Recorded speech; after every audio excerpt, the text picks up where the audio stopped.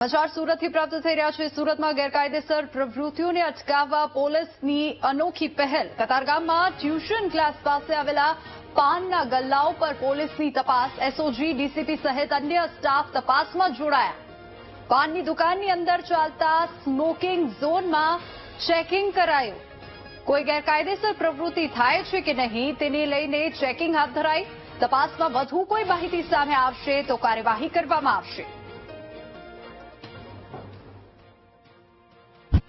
ડ્રાઈવની અંદર જે લોકો એવી રજૂઆત કરી રહ્યા છે કે અમુક અસામાજિક તત્વો અમુક જગ્યાએ અડિંગા જમાવીને બેઠા હોય છે, કાળા કાચની ગાડીઓ રાખે છે, ચોક્કસ પ્રકારના એના ઉપર લખાણો હોય છે, તો એની ઉપર અત્યારે સખતમાં સખત ડ્રાઈવ ચાલી રહી છે અને એવું કોઈ પણ પકડાશે તો એની બીજી પણ જે પ્રવૃત્તિ કરતા હશે કે કોઈ ફાઇનાન્સનો ધંધો કરતા હશે કે કોઈ બીજું ગેરકાયદેસર પ્રવૃત્તિ કરતા હશે તો એની પણ અમે સર્ચ કરીએ છીએ અને એમાં પણ જો ગેરકાયદેસર કંઈ પણ જણાશે તો એના ઉપર કાયદેસરની કાર્યવાહી કરવામાં આવશે, ગુના દાખલ કરવામાં આવશે।